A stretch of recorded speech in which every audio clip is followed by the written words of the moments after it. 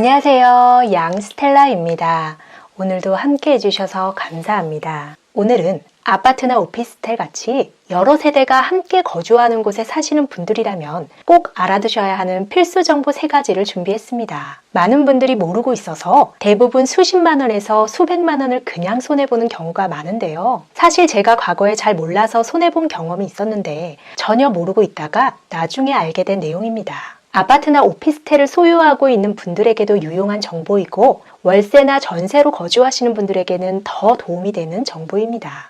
여러분, 집 주인이냐 임대인이냐를 떠나서 지금 살고 있는 아파트의 관리비가 너무 비싸다고 생각해 보신 적 있으신가요? 집값 상승이 전 국민적인 이슈지만 집값 못지않게 매달 내야 하는 관리비도 적지 않은 부담이 되는 것이 사실입니다. 이럴 때 내가 살고 있는 아파트의 관리비가 적절한지 알 수 있는 사이트가 있는데요. 검색창에 공공주택 관리 정보 시스템을 검색하시면 국토교통부에서 운영하는 사이트가 이렇게 나옵니다. 아파트 관리에 대한 다양한 정보를 찾아보실 수 있는데요. 그 중에서 관리비 정보 메뉴를 보시면 우리 단지 관리비에서는 현재 거주하는 곳의 관리비를 확인할 수 있지만 지로용지를 통해서도 알 수 있으니까 생략하고 전국 및 시도 평균 비교를 통해서 다른 지역과 관리비를 비교할 수 있습니다. 그리고 특정 단지와 비교 메뉴에서 두 아파트 관리비를 1대1로 비교할 수도 있는데요. 제가 사는 곳은 아니지만 강릉의 롯데캐슬 아파트와 서울 강동구의 롯데캐슬 아파트를 비교해 보겠습니다. 다음 설명드릴 내용은 이 중에서 장기수선 충당금인데요. 총 관리비는 서울이 조금 더 비싸지만 의외로 장기수선 충당금은 강릉이 31,000원으로 더 비싸네요. 가구수가 적어서 더 비싼 것 같습니다.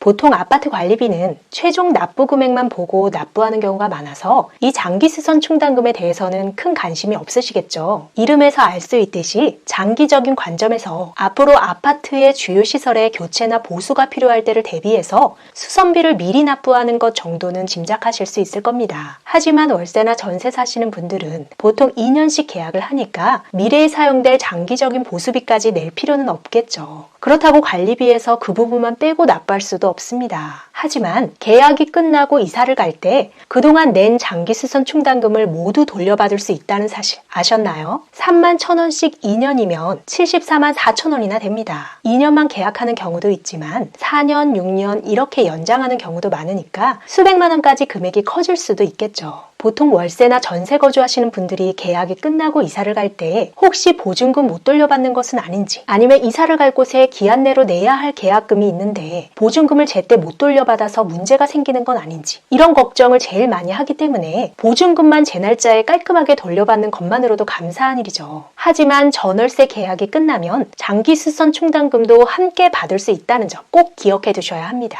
계약할 때 부동산에서 알려주기도 하는데 이런 사실을 집주인도 잘 모르기 때문에 이사 갈 때 얼굴 붉히는 일도 충분히 생길 수 있겠죠. 다음과 같은 법원 판례가 있으니까 당당히 받으시면 되고 집주인분들도 미리 알아두셨다가 계약할 때 이 내용을 확실히 해두면 나중에 생각지도 못한 목돈이 나가는 것에 대비할 수 있을 것 같습니다. 계약을 연장할 때 금액이 너무 커질 수 있으니까 2년마다 이 부분을 정산하는 것도 좋은 방법입니다. 다음은 집주인분들과 주택 매매하시는 분들에게 해당되는 내용인데요. 아파트 입주 시에 관리비 예치금이라는 이름으로 미리 내는 관리비가 있습니다. 제일 처음 아파트 분양이 끝나고 입주할 때 모든 입주자가 한 번에 입주해서 관리비를 내는 것이 아니기 때문에 아파트 관리사무소 운영자금을 미리 마련하려고 2달치 정도 관리비를 미리 당겨서 납부하는데요. 보통 3, 40만 원 정도 하기 때문에 아파트 거래 금액에 비해서는 작은 금액이지만 집을 팔 때 집값과 별도로 이 관리비 예치금을 함께 받아야 합니다. 정식 절차는 이사를 갈 때 관리사무소에서 관리금 예치금을 돌려받고 새로 이사를 오는 사람이 예치금을 다시 납부하는데요. 절차를 간소화하기 위해 요즘에는 부동산에서 거래 시의 관리비 예치금도 포함해서 매매를 합니다. 매도하시는 분이 관리소에서 관리비 예치금 영수증을 받아서 부동산에 제출을 하고 매수하는 분한테 그 금액을 받으면 되는데요. 한 곳에서 오랫동안 거주하다가 이사를 하면 이 관리비 예치금을 깜빡하는 경우가 많겠죠. 제가 그랬습니다. 매도하시는 분은 꼭 기억하시고 매수하시는 분은 이중으로 납부하지 않도록 주의하셔야겠습니다. 끝까지 시청해주셔서 감사합니다. 영상이 유익했다면 주변 분들에게 공유해 주시고